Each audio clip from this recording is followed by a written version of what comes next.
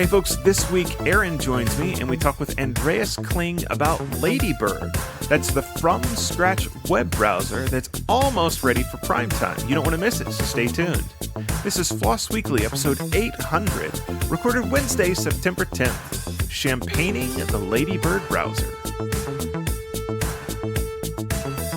It's time for Floss Weekly. That's the show about free, libre, and open source software. I'm your host, Jonathan Bennett, and today is no exception. We're going to have a lot of fun. We're going to talk about Ladybird, the from-scratch web browser, which, boy, it sounds weird to even say it, but we've got the man himself we're going to talk to in just a minute. But before we get to that, we've got the other man. It's wow, that transition did not work as well as I thought it would, but here we are. We've got Aaron. Welcome, sir. Hey, thanks for having me. It's good to have you back. I am so glad. One of the things that makes me extremely happy about moving to Tuesdays is that we get to have Aaron back as one of our co-hosts, and I get a kick out of that because I've always enjoyed being able to work with you, and I was very glad to be able to have you back in the rotation.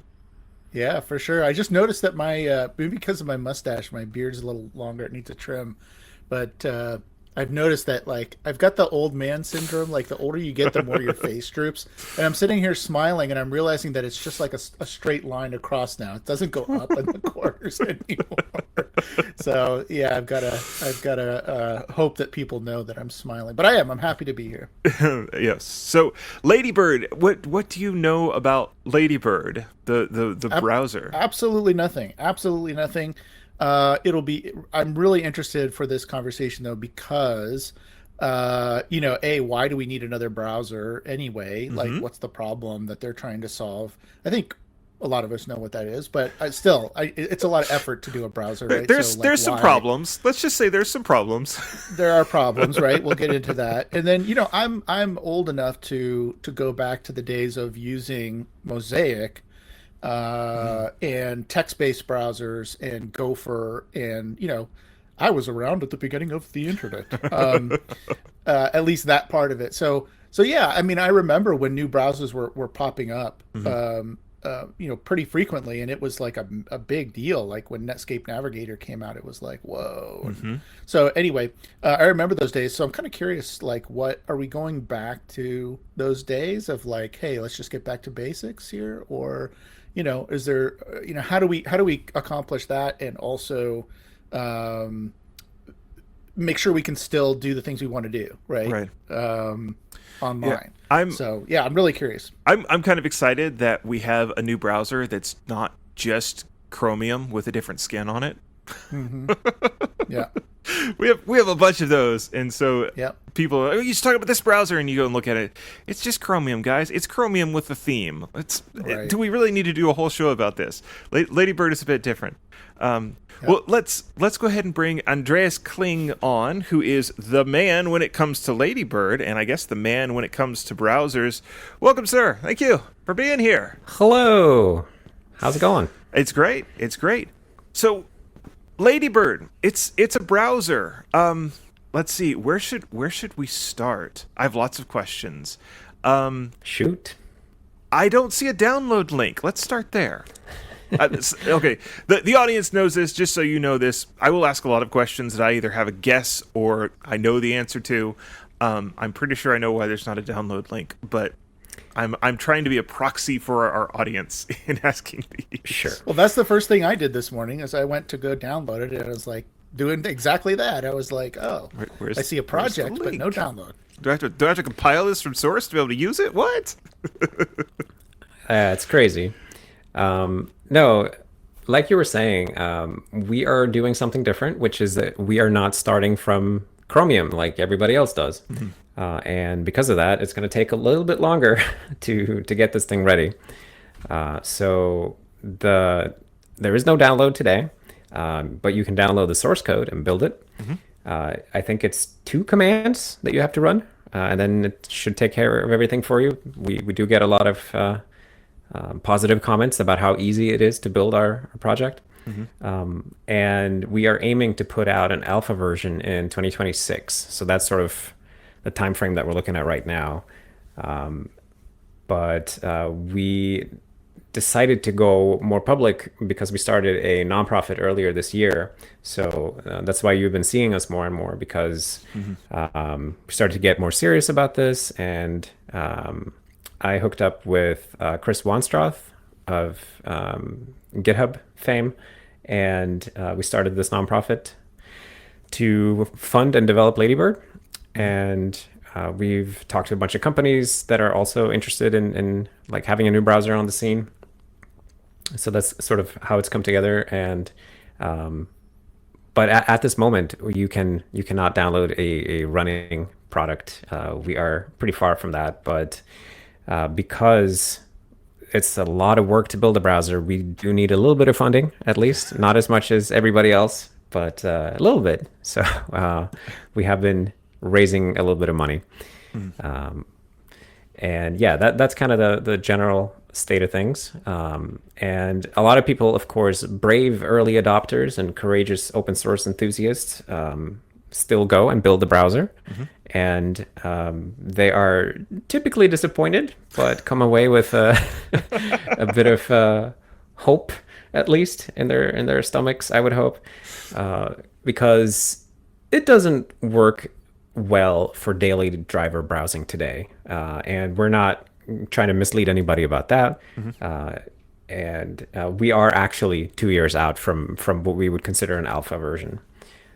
So we don't encourage anybody who's not technically minded to even bother with this at this point in time, because you're just going to have a bad time.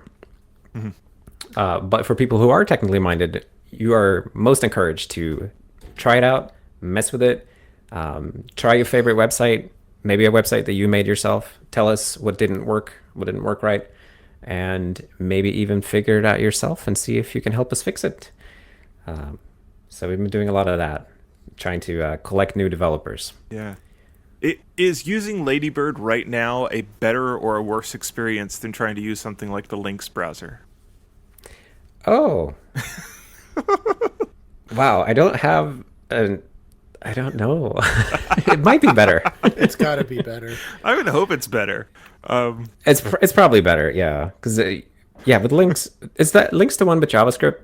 No, Lynx is text-based. Lynx is the entirely text-based browser. I don't think it runs JavaScript at all. Oh, yeah, then you're kind of screwed. Yeah. Yeah. Okay. Yeah. No, we can do we can do JavaScript, not just bare minimum, but like we can do real JavaScript. But we do struggle with performance. We struggle with some of the more intricate features, and especially stuff like YouTube doesn't work yet because of a million intricate little things that we have to figure out. And there are a lot of these bot detection systems that we have yet to like convince that we are a real browser. So Cloudflare and Google and whatnot, they have like these mechanisms to make sure that you're not a bot. And we look like a bot because we're just doing stuff wrong. And that's entirely on us. We're not complaining about them. We just have to get better. I could actually see somebody like Cloudflare getting interested and excited about the project. For sure. They're all about having, in some cases, their own technology stack, and so having a browser that's not run by one of the big guys is maybe something they'd be interested in.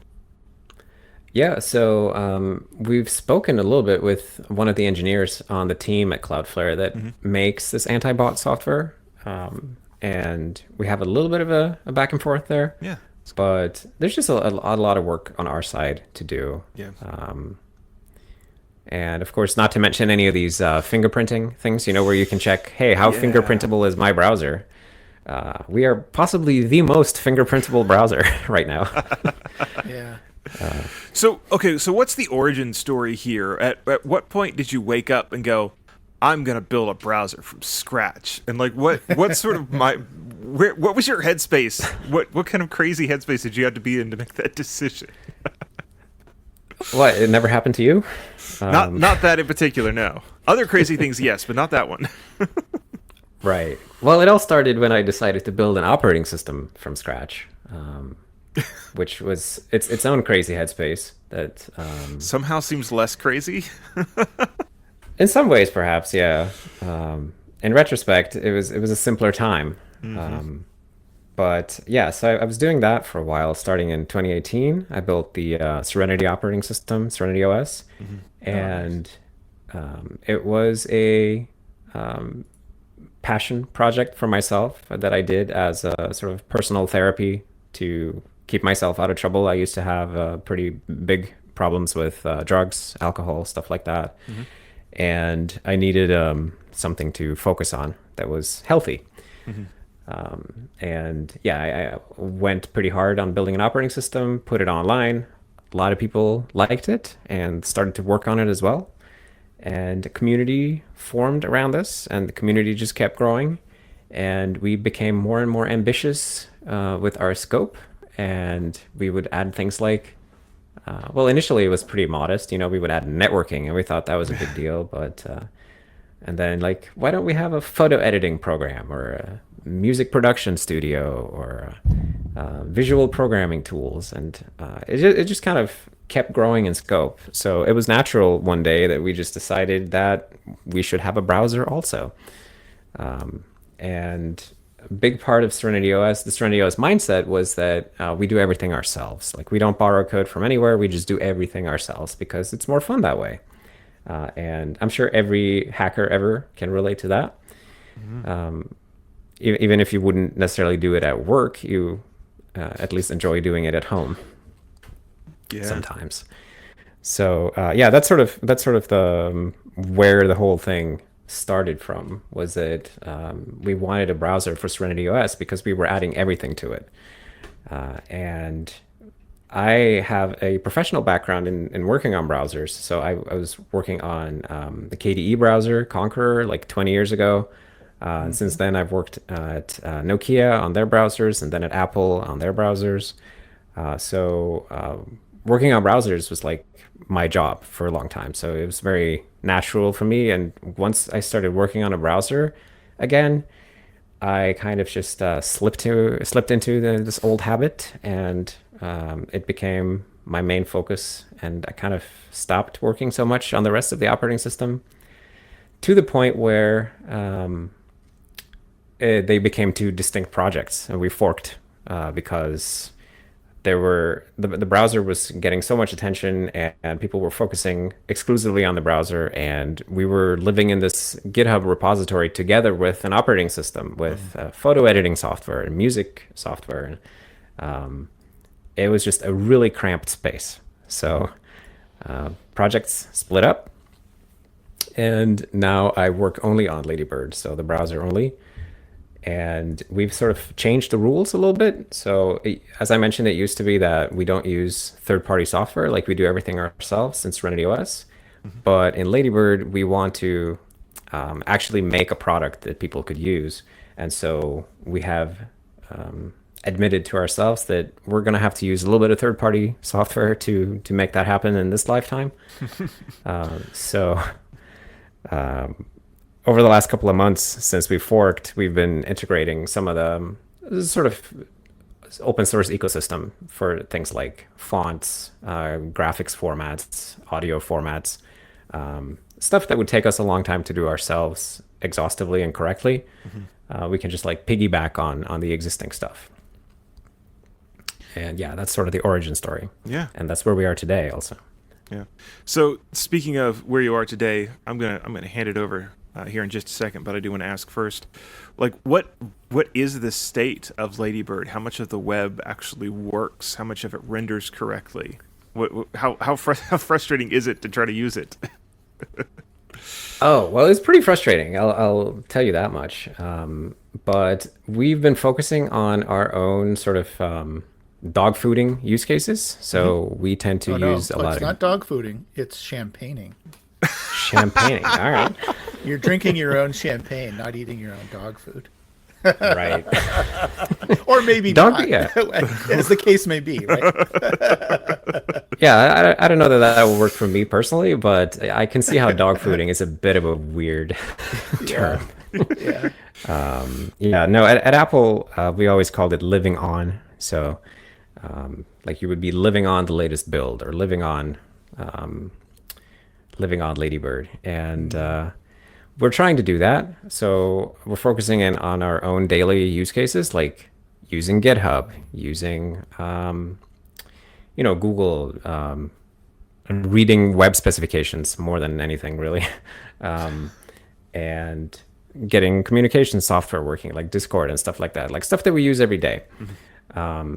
And those kind of things have been seeing pretty good development. They're not super great yet. GitHub is, I think, the thing that we handle the best. But once you sort of stray outside of the things that our developers use every day, you're going to probably run into issues. And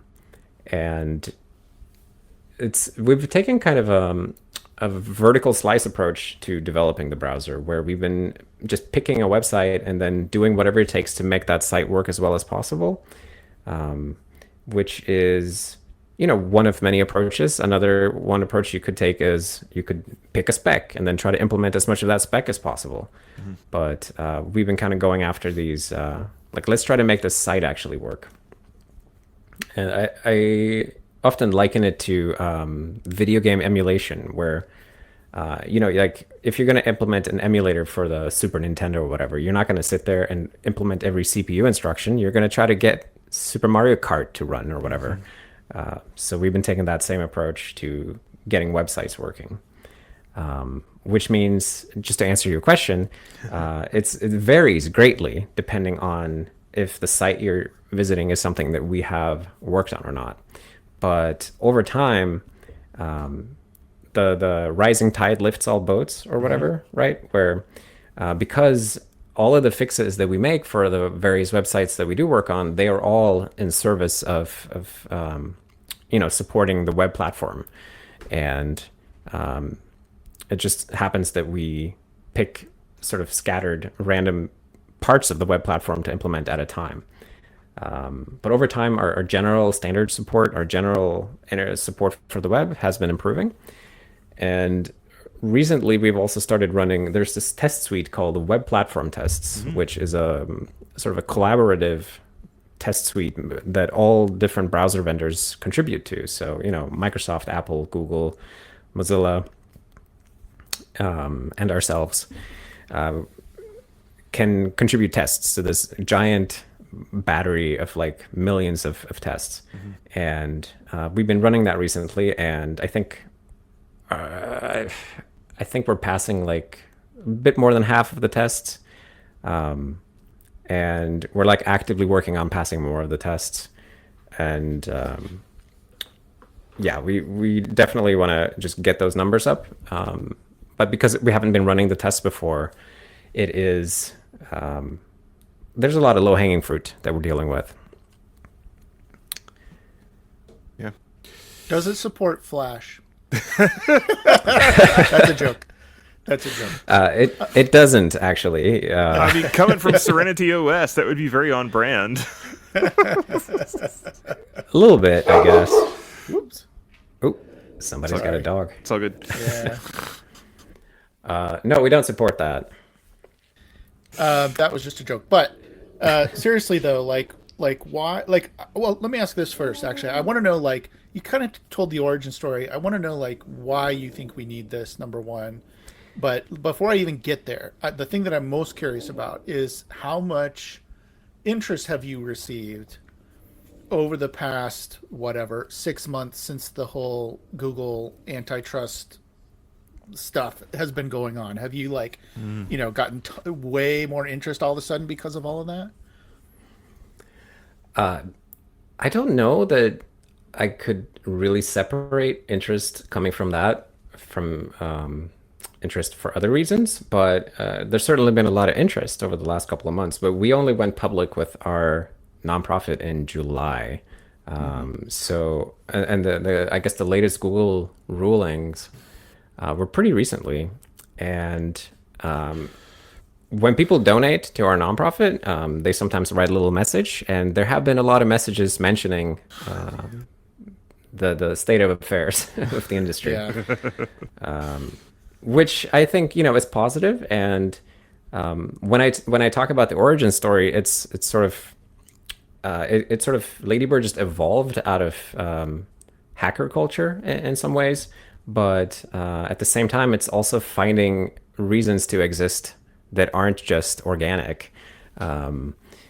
Because I think there is a need for a like a truly open browser that isn't connected to like the advertising industry, right? And isn't necessarily depending on the exact same browser engine that everybody else uses, but like a new implementation that is standalone and doesn't have to do whatever Google wants at all times. And yeah, it's a tricky, little bit of a tricky subject because I've been in the browser industry for a long time. I know people working out in every browser. There are a lot of great people everywhere, but at the same time, I think we should also acknowledge that the industry is a little bit messy. There are a lot of weird incentives for the major browsers, and we are very keen to try a new approach to this, where we are a nonprofit and we say very publicly, very explicitly that we will not take any kind of strings attached sponsorships. So we're just going to do this with a small team. You can sponsor us if you want, but you're not getting anything other than a logo on our website. We're not gonna put your search engine in our default settings. We're not gonna send data your way of any kind, and we understand that this drastically limits our budget compared to the competition, but we think that this is something worth exploring because the world should have a browser that is independent of all of that. And we kind of started in hacker culture and just organically grew a browser, but we find ourselves in a position where like there's nobody else to attempt this, so why not us? Why couldn't we be the open community developed browser with no attachment to any advertising money? Right, right. I think it's a very ambitious and very noble thing to do. At the end of the day, and it's maybe too early to tell this, I don't know. Are you going for parity at this point in terms of functionality, or when we get to 2026 and there's something that is on the download page for people to try, will there be noticeable difference? What will the differentiation be between Chrome, let's say, and this when it actually comes out? What are you hoping to achieve? So what we're aiming for is that you can do your daily browsing with reasonable stability, reasonable performance, but it's unlikely that we will be faster than any of the other browsers because they have thousands of engineers to throw at performance. We don't have that. We're not going to have sophisticated developer tools that like help you write your CSS and develop your website. We're going to have some tools, but we just don't have the manpower to put all that together that they have, a 10, 20-year lead on us. That's going to take time for us to backfill all of those things. But in terms of just like rendering the web, we are hoping to make something that will work well enough that a user can use our browser and not think about the fact that they're using Ladybird. That's sort of the happy outcome, is that you would just use this browser and it will work and you're not thinking about what browser you're using. If you look under the hood, or if you start to poke around in the menus and you try to do fancy things, you will quickly discover that we don't have those yet. Right. But our hope is that it will be a decently well enough working browser for common websites that you're likely to visit. Your LinkedIn's, your Facebook's, your Gmail's, all of those kind of things. And then it seems very likely that we will spend, if that all works out really well, then we will spend the next year or two just fixing the last 5% of bugs. Because I think it's one of those things where like the first 95% are going to take 2 years and the last 5% are going to take 10, 20 years. Yeah, well, part of that's because the web is such a moving target. Like, there's constantly new things getting added to the JavaScript standard, to the CSS standard, to the HTML itself with HTML5 and all of that. Yeah. Is there? you might get to the point to where you sort of caught up, but if it's going to continue getting supported into the future, I don't think it's ever going to be done. Right. No, it never will be. This is definitely a project that can go forever. And there are all the other actors. So, Google, Apple, Mozilla, they are all actively adding new features to the web. We are passively just implementing what they've come up with. Maybe one day we will decide that we can think of some great features too, but at the moment we're just keeping it cool, just implementing what's there.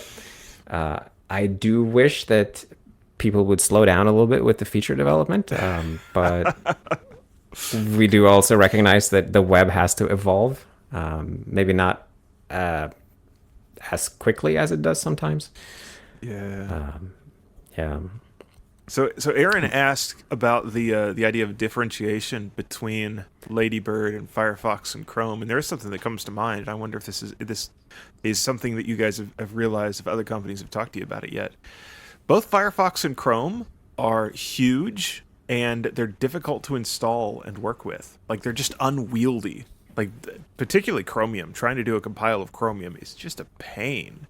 And you mentioned earlier that Ladybird is pretty easy to get building and to get installed, and I could see it having a life in some places, like maybe even embedded, just because it's so much easier to work with. Is that something that you've kind of had conversations about?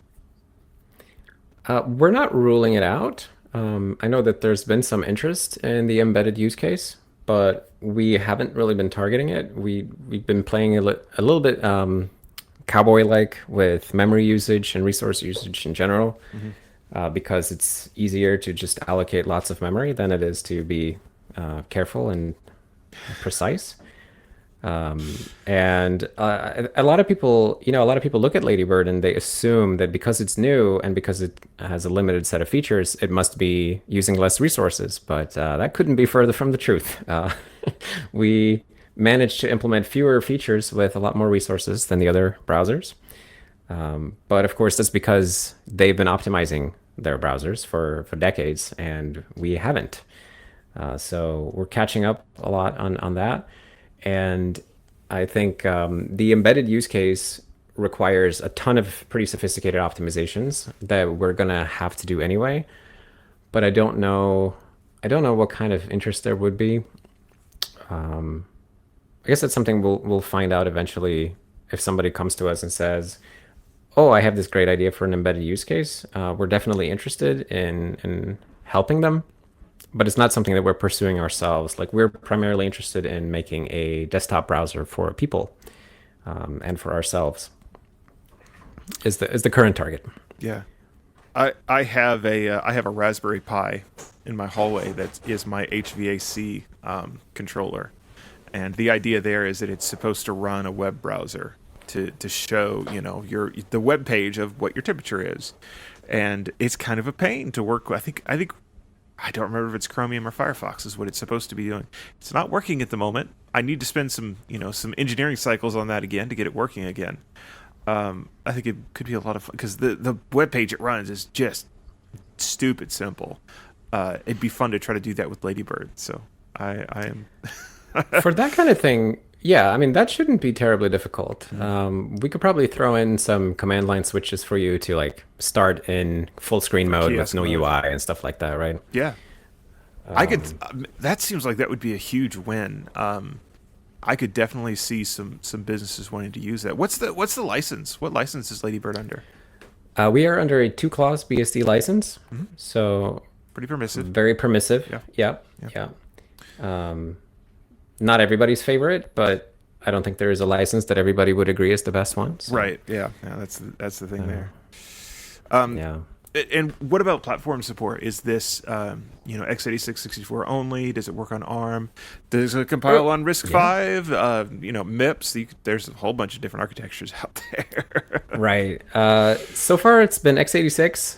64-bit and ARM 64-bit as well. So we run on Linux and Mac OS at the moment, and like the wide family of random Unixes as well. Since we come from SerenityOS originally, we had pretty like generic Unix fundamentals in the project. So it's been easy to port it to like FreeBSD, Haiku, NetBSD, other systems like that. But Windows is the big elephant in the room because it's so different and not Unix-like that Windows support is something that frequently requested, but we don't have any active person working on it. But this is probably not the podcast to complain about Windows support. And somebody could run it like in the what are they called, the Linux subsystem, LSW? No, that's not right. Linux subsystem for Windows. Yeah. LSW? That does not seem like the right acronym, but okay. WSL. I think it's WSL. It's that's what they call it. Windows subsystem for Linux. Yes, which was always a confusing way to put that. But anyway, it feels backwards. Yeah. Yes. It has led to some discussion that is Windows looking to replace the Windows NT kernel with Linux. Right. But if somebody wants to, there's that, right? I'm assuming it runs there just fine. It does, yeah. Although it is probably the worst developer experience that we have. So people who try to do it that way, they complain the most out of everybody that comes to us. Yeah. You're really making trying to force a square peg in a round hole. Indeed. At that point. Yeah. You can do it, but why not just start up a virtualized environment in your Windows desktop and just do that. Just run Linux on top of it in virtualization. What I had a question, and now we had that discussion. I'm not sure what it was. Well, I guess one thing that I was wondering is like, what are the biggest hurdles, do you think, knowing the space so well? Oh, I remember what the other one was too. But the first one is, what are the biggest hurdles do you think that you have? Like, this is just going to be impossible to build from scratch because, Oh. What do you think? I think I never really thought of it that way. Because... Or maybe because everything's a standard. Sorry to interrupt you. Maybe because everything's a standard, you can just write to the standard and you don't have to worry about it. I don't know what the answer is there. Well, that's partly that. So the standards are a lot better today than they ever have been because the various groups that work on the standards have been doing a really good job in backfilling all of the stuff that used to be unspec'd, used to be sort of browser voodoo mystery stuff. Over the last 10, 15 years, specs have gotten really good. So if you're writing a browser from scratch today, specs will get you a long way, but there are still some things that you sort of have to figure out what other browsers do and then mimic that as well. And that continues to be one of the more annoying challenges when the specs are lacking. So we ran into something just this week, and not the first time, which is JavaScript date parsing. So if you look into JavaScript specification, the way that they explain date formats is that there is the ISO 8601 date format that the spec says you must support. Outside of that format, the implementation decides what additional formats to support. And in practice, every other browser supports like a giant collection of random date formats, like Jan 1, 1972 or 1 Jan 1972. And there's no list of these anywhere.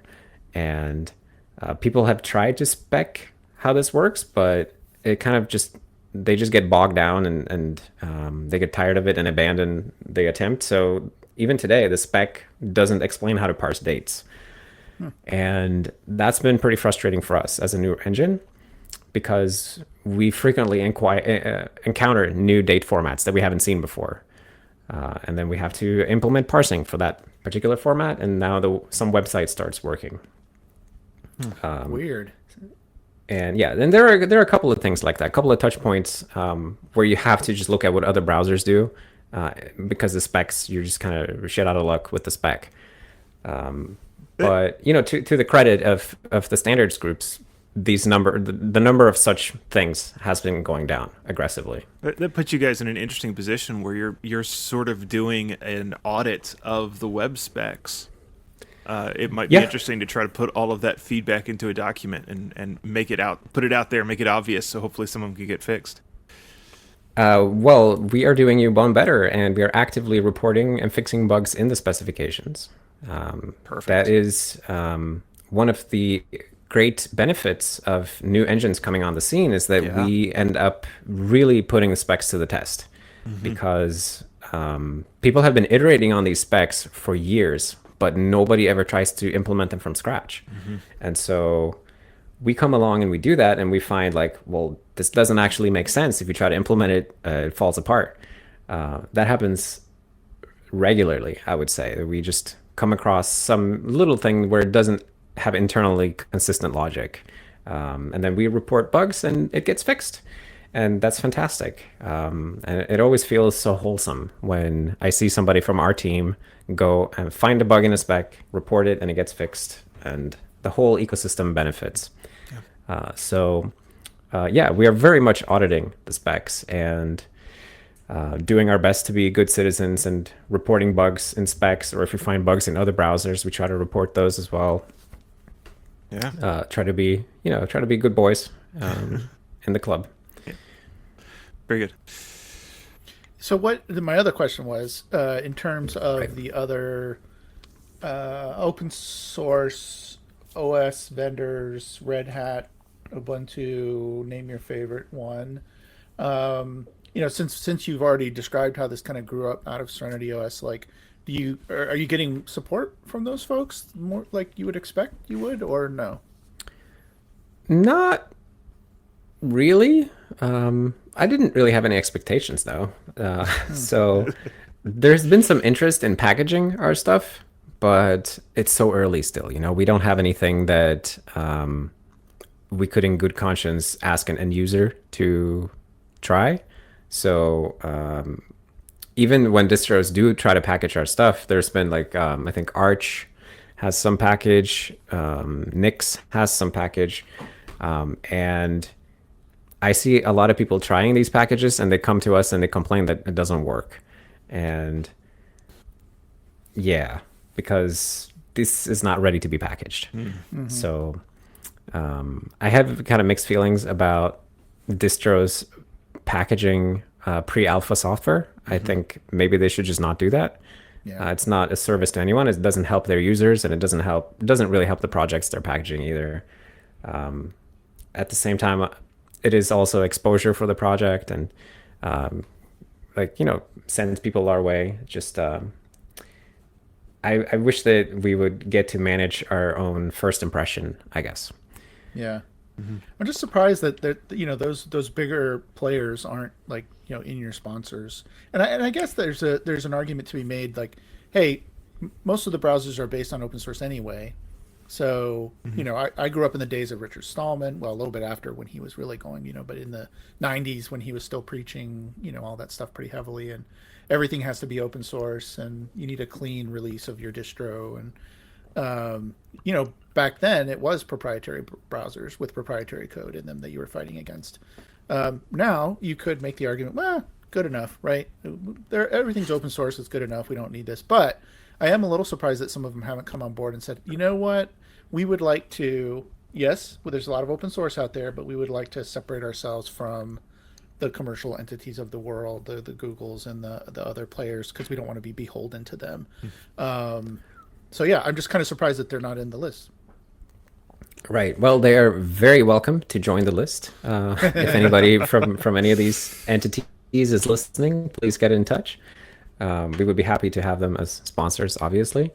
And I totally feel that way, as you described, that it's great that we have all these things that are open source. I think that's a fantastic, amazing development that happened. The fact that all of the most important software on your computer today, you can read the source code for it, modify it, and publish your modifications, that's fantastic. But we can take it a little bit further than that, there are other things that matter too. And I think it does matter where all this huge pile of money comes from.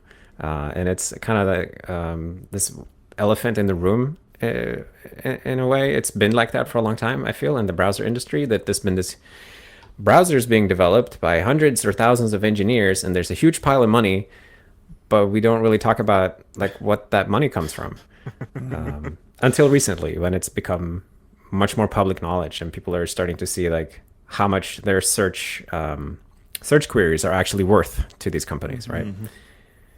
Yep. So yeah, that's been really, I think that's been really great. And it's a really healthy thing that information is out in the open, so that people can start to maybe care about this in different ways other than only like, is it open source or not? There's like other parts of a spectrum here that we can care about. Yeah, I kind of sarcastically wonder, like, why did it take so long to get dark mode? And it was because it took that long for someone to figure out the how to monetize, or not how to monetize it, but the monetary value of dark mode. Like, we did these tests and we realized that when you have dark mode on, you spend an extra 5 hours a month, in your browser, and that means X many more ads that you see, and that means, so now we have to do dark mode. And now we know why it's called dark. I have to have dark mode. I mean, my eyes aren't good anymore, and dark mode really helps. Yeah, and that's true. so it's like, do you have dark? Let's ask the question: do you have dark mode yet? We have something like dark mode. So CSS has like a preferred color scheme properties these days. So websites can advertise that, like if the user prefers dark mode, then the sites should look this way, and otherwise it should look some other way. The problem is that there's a large portion of the internet that doesn't specify how it should look like in dark mode. And they kind of assume that the background will be white by default, the text will be black by default, and if you start to violate these assumptions, then you break some content. So that part is messy. But we do have sort of state-of-the-art dark mode, yes. And I hope that it's something that will evolve further so that even older websites can display consistently in a dark way. But it kind of depends on heuristics at the moment, where we sort of have to just take a guess at what would be a great way to dark modify this website, right? I see on the website you talk about things like having a runway of funding and some other sort of business-esque terms. And I'm curious, is this a business for you guys? Is it more like a nonprofit? Like, what does that side of it look like? What's your thought process there? It is completely a nonprofit. We have no intention of ever selling anything other than maybe a T-shirt and a coffee mug or something. But that's a nonprofit. We're a 501c3 registered in California, and we take, what's it called? Unrestricted donations only. So you can't give us money and tell us what we should do. You can just sponsor and trust us to do what's right. And that does exclude a certain type of sponsor from ever wanting to support us, but it's okay. We don't need all the money in the world. We believe, and I believe from experience, that a small team can build a competent browser. It's just you have to focus, and you have to be more selective about what features you do, and stuff takes time. There's real elbow grease involved, but it should be doable.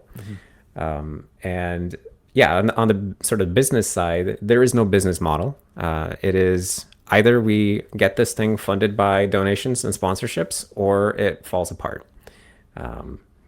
And it's we're kind of going out on a limb here, taking a chance, but we're hoping that we'll be able to deliver something in an alpha version that will make people see, okay, there's something real here, something worth getting behind and sponsoring, so that we can actually have this thing for our species. And if we can get it to that point where people see that this is something worth sponsoring, then we think that we can continue it in perpetuity, funded in that way. That's what we're hoping to achieve. Yeah. What does the community look like? Do you have people on the outside sending in patches? Obviously, bug reports. People come in and complain about things. You can't stop that if you wanted to. But are you getting patches sent in? Are there outside entities? Are there any outside businesses working on this, saying, "Man, it would be nice if here's the code to do this thing"? Sure. Yeah, we have a fairly large community. So I think in terms of like active developers, we are 7 full-time engineers right now paid, I think. Oh wow, that's impressive. So that's pretty good. Yeah. And they're all people I hired who were previously open source volunteer contributors. So Nice. it's been lovely to be able to take and like give jobs to all these people that showed up and worked on Ladybird. Absolutely. And I would say it's even like one of the coolest things I've ever experienced was just to be able to do something for fun for a long time and then give people jobs doing it. Yes. But yeah, so a bunch of us now are full-timers, myself included. And we also have an open source community. I think we're usually maybe like 30, 40 active people, like contributing multiple times a month. And then a long tail of people contributing either, once in a blue moon or once ever. Yep. But it's been growing slowly. And I think historically, like working on browsers, as you mentioned, like it's really complicated to build Chromium or to build Firefox. And because it's been a really complicated thing, it's been a little bit hard for people to get into it. But our project is fairly easy to get into. It's a lot smaller than the existing browsers. It builds faster, easier to learn, to get into. So we're welcoming new developers all the time who are sort of working on their first browser project ever. And that's been really positive as well. So I'm hoping to turn them into more frequent contributors. And Sure. I'm also hoping that we will be able to fundraise a little bit more so we can hire a couple more contributors to be employees. And but yeah, you mentioned business lingo on the website about runway, and indeed we are trying to be careful with the said runway because we recognize that our funds are limited. And the classic startup thing to do would be to hire as many people as we can right now and burn the money for the next 6 months and see what happens. But that's not really compatible with our view on how this should be handled. Yeah. So yeah, we're holding ourselves to a strict, like there has to be 2 years of salaries in the bank at all times because or we should aim to have that before we hire anybody new, right? Sure. And if that slows us down, then it slows us down. But I don't want to, like when I give somebody a job, I feel like I should, it's my responsibility to make sure that that person has that job for a longer time than 6 months and us just burning through the capital to go faster. Yeah. So what does the leadership structure look like? Are you a BDFL, the benevolent dictator for life, or maybe not for life? But I don't know. So I was that. I've been a BDFL, but evidently not for life. I was that of SerenityOS until we forked, and then I sort of transferred ownership of SerenityOS to the group of maintainers that I had previously invited to do that. And in Ladybird, I think I'm not really the BDFL. I'm just the president of the nonprofit that runs the project. But really, the project is run in practice by the nonprofit and by the people that work on it. And then code contributions are sort of quality gated by a group of maintainers. But there isn't any formal structure outside of that. And I think it's something that will evolve and formalize a bit more as we get closer to releasing stuff, or as our organization structure grows. But at the moment, it's very like flat structure. Everybody is welcome to work on everything. Nobody is like really assigned to anything in particular. Everybody just kind of finds a thing that matters for making the web work in the browser, and then they focus on that. It's possible that we will change that. We're kind of in a luxurious period right now where you can sort of like you throw a bug fix anywhere in the browser, and there's a real chance that it fixes some important website. So in the future, it's going to be you're gonna have to look harder for valuable things to fix. But yeah. Yeah, interesting stuff. Aaron, did you want to jump back in? We're getting close to time. You have anything you want to Yeah, I make know sure we're and getting cover? close. I guess I don't want to jump too far into the weeds with this one, but maybe I'll just open up the can of worms anyway, and we'll see where it goes. Just crack it. Let the worm Yeah, air out, not need the yeah, worms. yeah. Sometimes these questions go in weird directions that take a long time to answer, especially for novices like me. But the question is, um, architecturally speaking, like what would you say are the biggest differences, or even like some of the things that you're seeing, maybe some indications of like this is going to be a game changer in terms of technology and how we're developing this, because we don't have to conform to whatever Chromium WebKit, but we're able to do it this way, and that makes a big difference. Right. Architecturally, what are some advantages? I guess one thing is that we have a lot of flexibility right now because we're not big and complicated yet.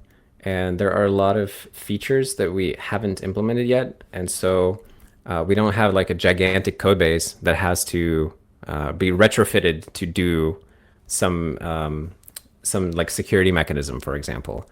So like every other browser, they started out as a single process browser, but we started building our browser after multi-process browsing was a thing. So we were able to get that stuff in pretty early.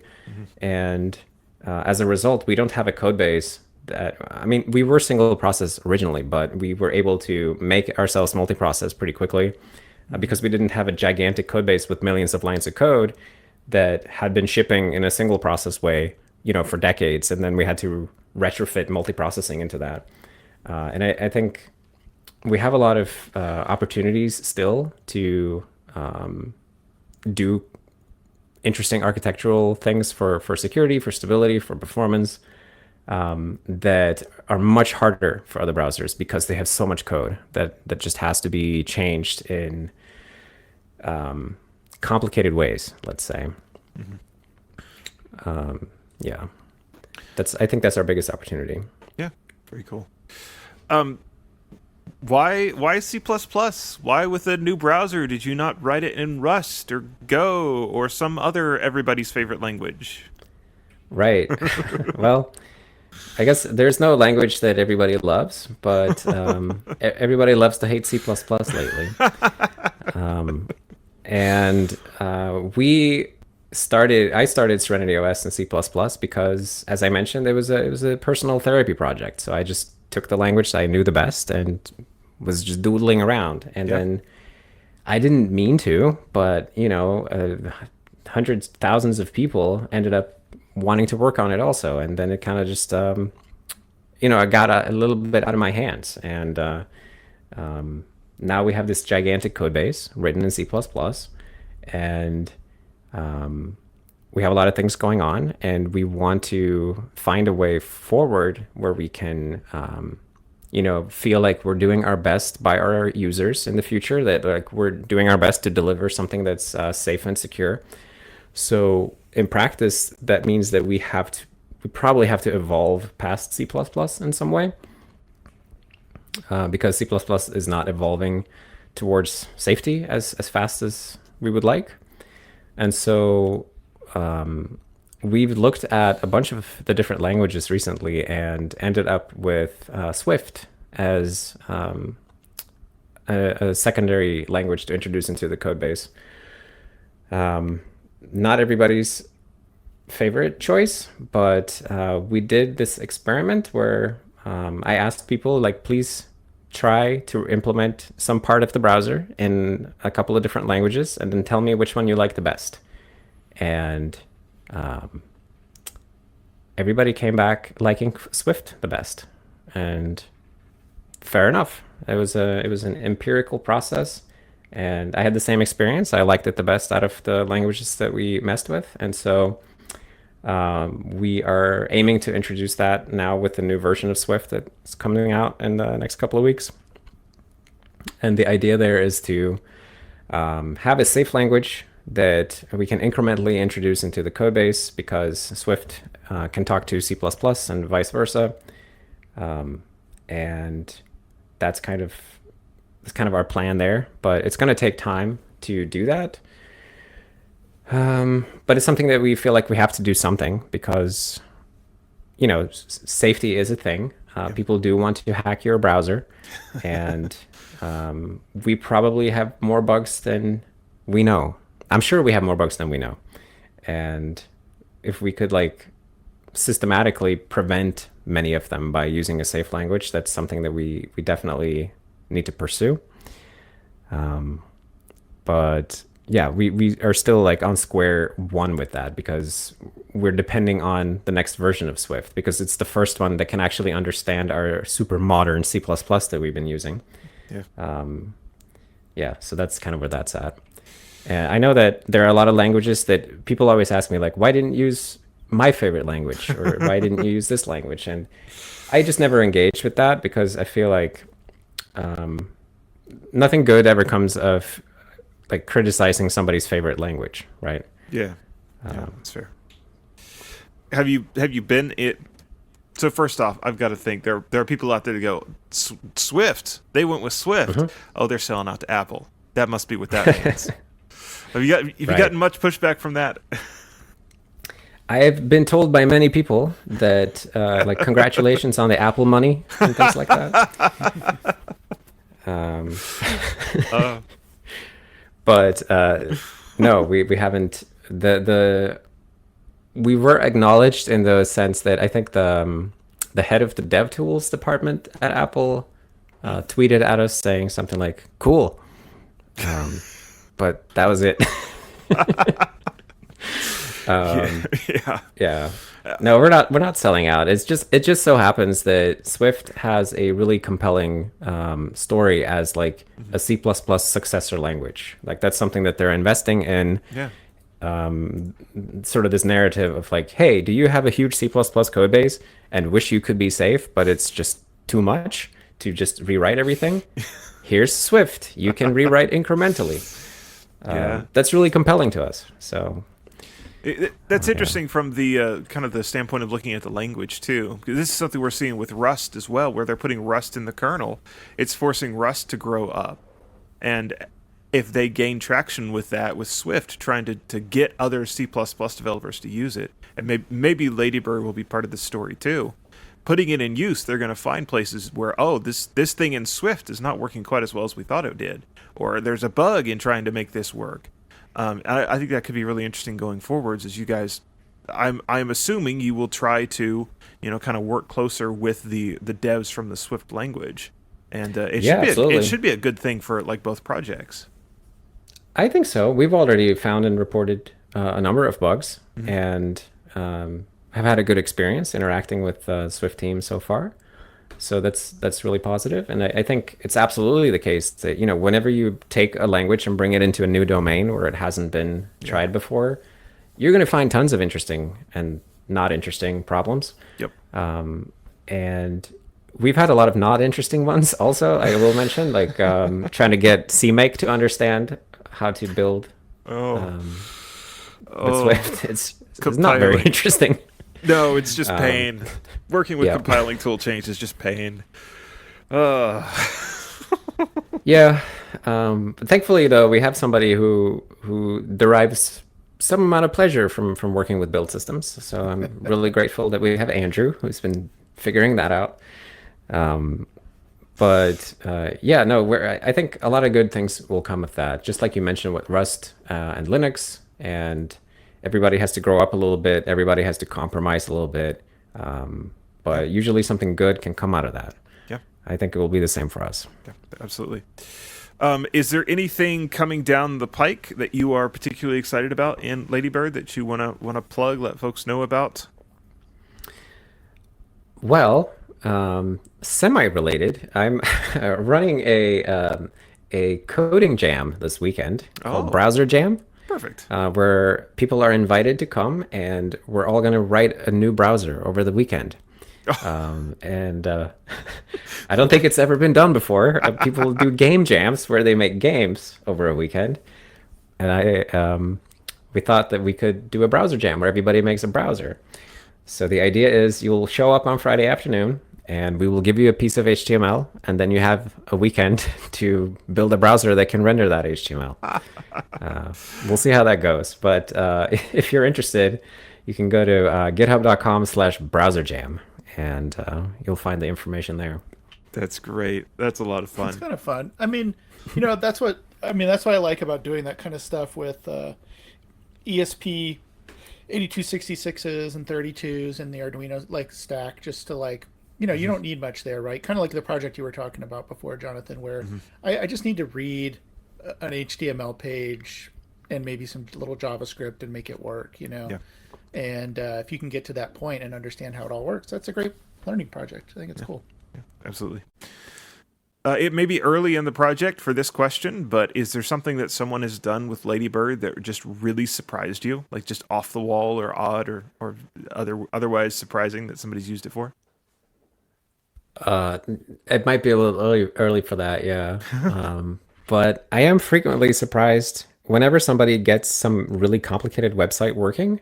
I am just so surprised that we're already at the point where we can like do Facebook, or we can log into YouTube or things like that. So it's more like I'm just continually surprised at the progress that we're making.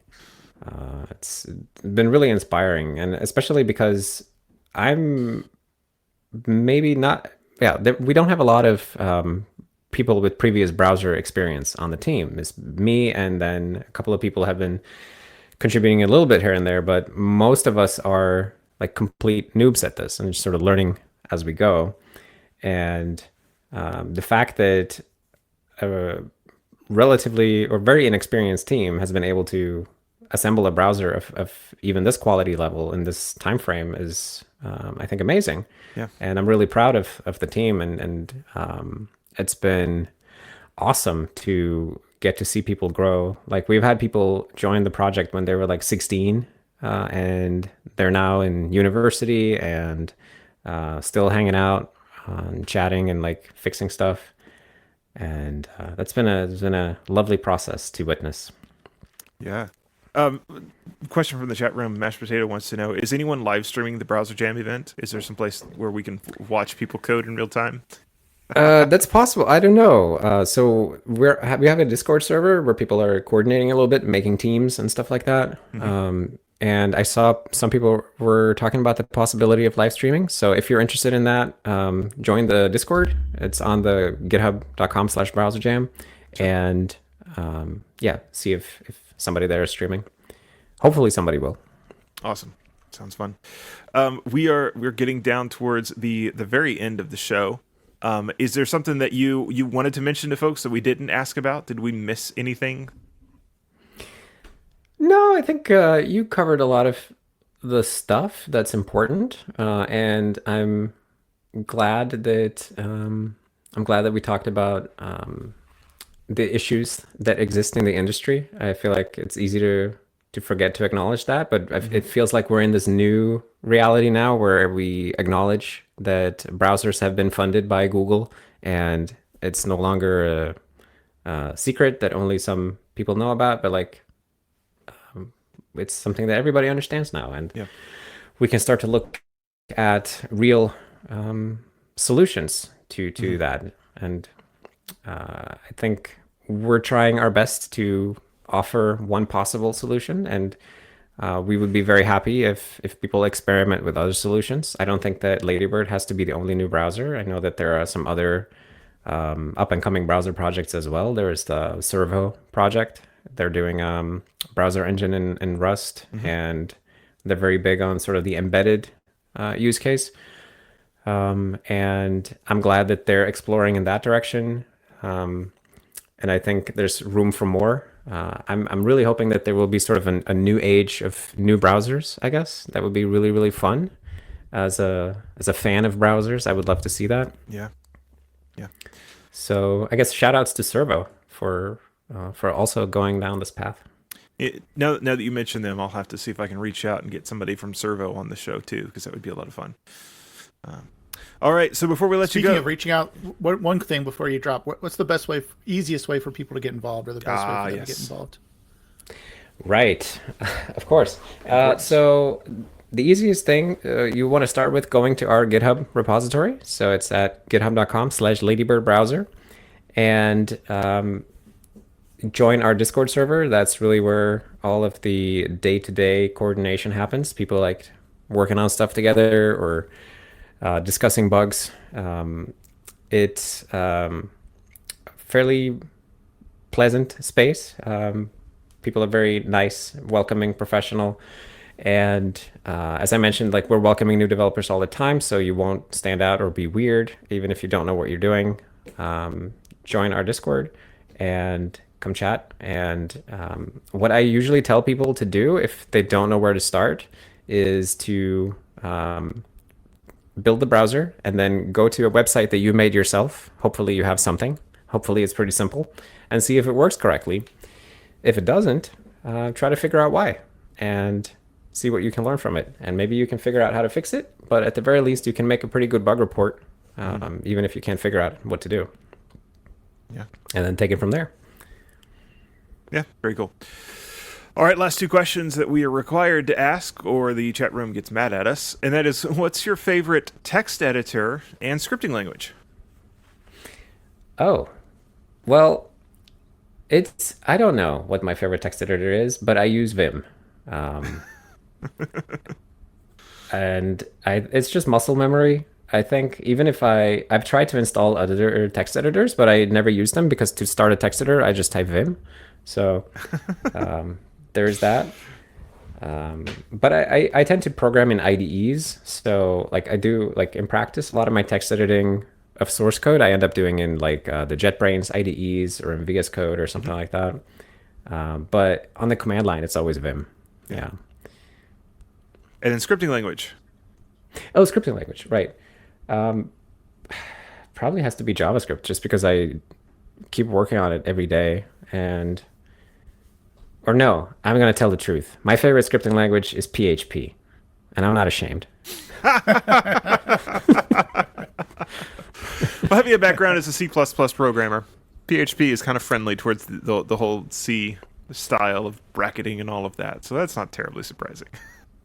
Yeah, true. But it's terribly out of fashion, I feel like. Oh, it is. It is very much out of fashion, but PHP still holds a place in my heart as well, too. So.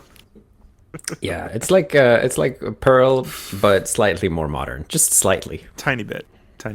Yeah. All right. Hey, this has been awesome, and we sure appreciate you being here, Andreas. And thank you for your time. Thank you for telling us about the project. Yeah, thanks for having me, guys. Yeah. All right. What do you think? Yeah, it's pretty cool. I love learning about these projects early on, you know, and having the opportunity to kind of get in on the ground floor, so to speak. You know, I often tell when people ask me what is Floss Weekly, you know, and I have to explain it. Yeah. I'm like, well, you know, we talked to the Kubernetes guys like when they were still at Google and the project was just getting started. Like that's a big part of what over the years, just organically, I think has happened because people want to come on the show and talk about their project when it's in the early stages. So it just kind of works out organically that way. But the benefit for us and for listeners and viewers is they get to hear about these projects and get involved you know, in the kind of the early stages. And I think this is another great opportunity. Like we've just come to the point where everything has consolidated so much in the browser space that we just need another alternative, if for no other reason than to have another alternative, so we're not locked in.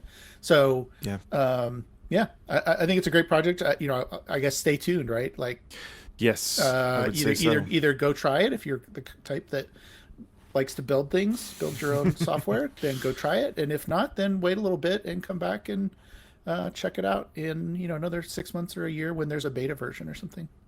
Yeah. You know, I was thinking as we were talking, so much of computing now is just the web, right? And so we used to talk about, you know, your favorite. We asked everybody that's on the show, like, what's your favorite text editor?